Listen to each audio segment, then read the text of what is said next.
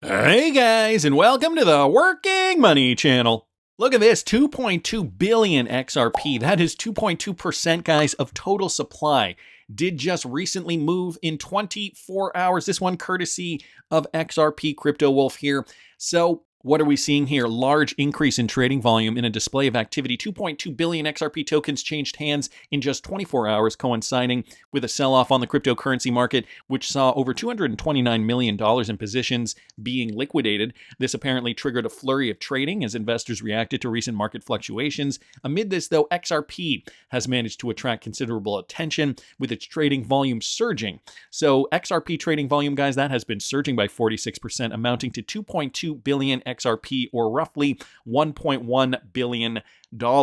Guys, this is a big deal. A lot of volume now, or rather volume is slowly starting to increase on the exchange. We're not seeing too much in terms of XRP price movement, at least not as of the time of this recording. Right now we're seeing an XRP trading in and around 53 cents. Just last week we were seeing XRP upwards of 65 cents. And, that was getting the crypto space very excited. It's been a long time coming. I got to say, I'm not terribly impressed with how long this has been taking. 842 days. This is the daily chart, by the way, and each bar represents one day. 842 days since we've seen, since we've seen the bottom there. And we've really just been ranging in that zone. If we were to take XRP, even if we were to exclude the Black Swan event, we were to just take the XRP price from December 2019 and bring it to, basically when we started to surge here in November of 2020, right before the euphoria phase in the last bull cycle, that only took 333 days. So we have now been trading in this pattern for over double the amount of time. So it is good to see liquidity on exchanges, guys. We are just waiting for that final move for Bitcoin. Then I think a lot of these altcoins, including XRP, are really going to start to move. And 2025 is looking promising, not just for the crypto space and spec terms, but also, guys, for real world utility. Well, check this out. Cuba has now officially applied to join BRICs as a partner. So the BRICS nations, they have quietly been, leveraging DLT platforms for trade. Cuba has now requested, they're the latest, to join the BRICS group as a partner country. In an official letter to President Vladimir Putin, a Cuban foreign ministry official said on October the 8th. Carlos Pereira, the director of bilateral relations at the Cuban Foreign Ministry, said in an ex-post that this was the case. 4 new members, Egypt, Ethiopia, Iran, and the United Arab Emirates, did recently just join this international organization at the start of 2024. This marked the group's first expansion since December 2010, when South Africa became a member. And it's likely that we are going to see more countries get involved with this BRICS organization. It's kind of a bit of an FU to the UN. Nevertheless, here we go. And they've got a lot of resources. The trade in the East, the economy, I think is going to flourish in the next 10, 20, 30 years. And I think DLT technology is going to be at the center of this. It doesn't hurt that Ripple and XRP are already being well received in Middle Eastern countries like Qatar. This just recently happened from DJ Peter Vass. Qatar National Bank praises RippleNet for their award-winning cross-border remittance solutions. So the QNB Bank has celebrated their award-winning approach to payment services for customers, highlighting the significant role of RippleNet in enhancing its services. QNB, the leading financial institution in the MENA region, was recently recognized with 4 prestigious awards by the Middle East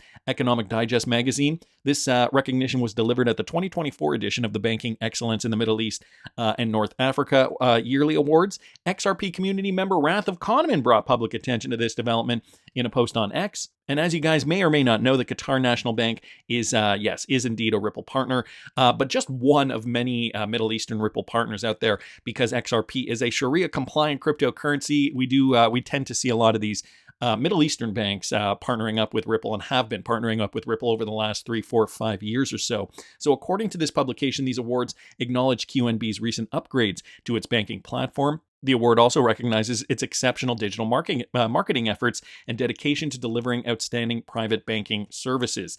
So guys, this is big news coming out of Qatar for their national bank. Wanted to thank DJ Peter Vass for pointing that out. And we're seeing more partnerships too, spanning the world. Fabric, A pioneer in open finance and banking as a service has just entered a strategic partnership with Ripple partner TerraPay. This one courtesy of Michael Branch here, guys. So based in Italy and extending its influence across Spain and the UK, Fabric has made a significant stride in digital payments, especially following its recent acquisition of FinAPI. This acquisition has followed Fabric to venture into the DACH region, marking a crucial step in its expansion strategy. The collaboration is set to revolutionize the Italian market initially, providing businesses with a unified platform that enhances payment processes, reduces operational costs, and complies with stringent regulatory frameworks. And so they're using TerraPay, guys, which does have a robust network that spans over 7.5 billion bank accounts and 2.4 billion digital wallets across 140 countries. So very integrated worldwide. So this complements Fabric's innovative platform. This synergy aims to streamline payment processes, bolster security, and improve customer experiences for financial institutions and businesses. This is the whole idea behind this flywheel effect, seeing these companies decide to partner with companies that are also like-minded. And, because there's also that push, right? The ISO 20022 integration standard, a lot of these companies kind of, they don't have a choice, and I'm sure they can choose to do it natively. But they can also, the smaller institutions, they're likely choosing to partner up with companies that are already Ripple enabled, that are already on the ISO 20022 standard, so that their integration is as seamless and probably as affordable as possible, because it's probably cheaper to integrate, because this all costs money too. It's probably more affordable to integrate into a company that is probably offering a deal. Well, you integrate with us. I don't know, maybe we get 1 or 2% or 0.5% off the top of, every transaction. I don't know what it's going to be, or maybe they're offering them a fee to link into their system. Who knows how the back end deals go? But guys, because there is this push for ISO 20022 and because it's becoming the standard across the world, these banks have to comply. So it's kind of like a forced integration, but it is great to see Ripple partners like TerraPay benefit from this. So wanted to thank Michael for posting that. Guys, I saw another one here from Mike Manfield with regards to Ripple partner Worldline. Worldline is moving to the embedded payments market with online payment platform, or OPP. Yeah, you know me, a provider of payment technology for platforms and marketplaces. Put it down in the comments if you know that reference. Available across Europe. I haven't heard that song in a while. The collaborative effort combines OPP's payment technology with Worldline's acquiring, acceptance expertise, and POS capabilities. The combination will provide platforms and marketplaces with a suite of turnkey features that helps their users sign up, sell, and get paid fast. So another option here for companies that do want to integrate seamlessly. Worldline is integrating payment solutions. With European markets on the launch pad, the platform will gradually be expanded into the UK and Switzerland, bolstered by the recent acquisition of the EMI license for the UK. Future developments on the roadmap include advancements such as tap and mobile and point of sale integration. So another key component here for these transfers to happen seamlessly. The shift into embedded payment comes as Worldline seeks new revenue opportunities to compensate for a depressed outlook for its core merchant payment business. So that's the other thing, right? Some of these companies may have been in other segments of the financial sector and are looking for new avenues, looking for new revenue streams. And so, deciding to, invest a little bit of money, decide to partner with Ripple, get onto RippleNet, they can see new opportunities and benefit from those opportunities as the years go on. So perhaps another strategic investment here. But anyway, great news here for Worldline. Ultimately, though, great news for XRP utility down the road. And guys, Wrath of Kahneman just noticed this too from the UBRI, the university-funded project. This is another paper discussing the XRP ledger. I do have the report up here. If you guys are interested, it is a 6-page report. I will link it in the description of the video. As Wrath of Kahneman does point out here, this is a self-maintained trust overlay for the XRP ledger study.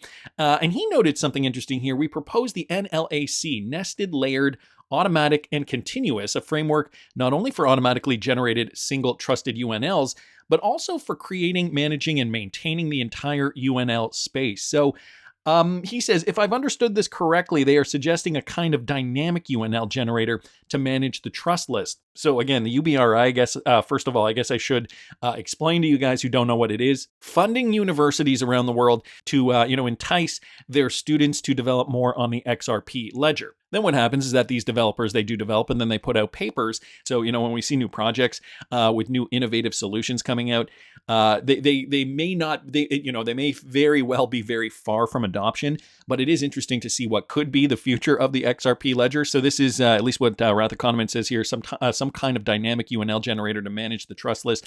And this was published at the end of 2023. It takes on particular relevance now given the XRP Ledger Foundation reconfiguration. The study does also mention the XRP-LF. So that is interesting. I guess we'll have to keep tabs on that, see how that develops in the future. Wanted to thank the Wrath of Kahneman for posting that. The UBRI project is, it's the seed for ingenuity. Folks over there at Ripple, they plant the seed and hope for something great to grow out of it. This, though, as the apple orchard has already grown into its own. As we're seeing here, guys, courtesy of Smoke, the United Nations, yes, the UN has confirmed Ripple and Stellar's role in the new financial system. So this clip was from a webinar hosted by the United Nations Capital Development Fund. Yes, the same United Nations with 193 member states, one of the most powerful platforms for international diplomacy, capable of mobilizing over 90% of the world's population to address global issues. In this clip, they discuss an open regulated payment internetwork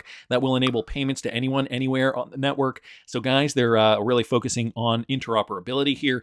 The presenter specifically mentions Ripple and Stellar while displaying a diagram of the international payment network. If you look closely, you can see Ripple and Stellar distinctly represented in the diagram as major components of this new global payments network. All of the existing networks. And this is kind of what it would look like. It's not a new system, but it connects existing systems. So no matter whether it is incumbents like SWIFT, Visa, MasterCard, or some of the newer networks like Ripple, Stellar, CELO, a payment should be able to go from one to another. So we see this happening in 3 phases. The first is account addressing. So this is a global directory that would allow you to address a payment in the same way you have an email address. The second is tokenized compliance, reducing or rather finding efficiencies in compliance to reduce the cost. And the third is real-time settlement of funds. So there you have it, guys. I'm just going to bring it back to this slide here, which Smoke was mentioning here. You have the incumbents, so I don't know if you guys can see that, but there's SWIFT, Visa. I don't know what that one is. Something Network. MasterCard is over here. I can't really read that, but if you squint, you can kind of see this here. Stellar, CELO, and Ripple. And as he said, these networks need to be existing together. We need to be able to transact. So interoperability is the name of the game here. This interoperability needs to happen in an open, regulated payment internetwork. So guys, this is the future for payments. So you got to think how much business Visa does, how much business MasterCard does, how much business SWIFT does. In a video I did the other day, I was talking about how, Visa and MasterCard, the two largest not cryptocurrency companies, the two largest credit card companies do perform 64% of credit card transactions globally. You got to think of how big that number is. If you guys didn't catch that video, I will link it up here in the top right-hand corner. Then you have SWIFT. Currently, SWIFT serves as the primary interbank messaging service for financial institutions globally. It works with 11,000 member institutions and facilitates $150 trillion in transactions per year. So that number is huge, guys. And you got to think these systems are now going to be sharing the load, going through other protocols like the Stellar Network, CELO, and of course RippleNet, which again brings me back to this paper here from June of 2021, Cryptocurrency is a Guide to Getting Started, brought to us by none other than the World Economic Forum. And if we go down here to page 17, you can see it here. Those 3 networks that were mentioned by the UN are also listed here in this WEF report, CELO, XRP, and of course Stellar, alongside others like Solana, Cardano, and Algorand.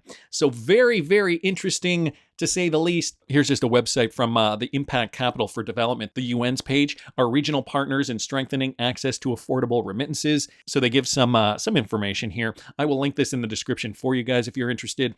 And if you just take a look at some of their partners here, guys, like BRAC Bank, these guys are Ripple partners. CentB, TerraPay, also Ripple partners. PwC is a Ripple partner, along with some others here. So we can see it here.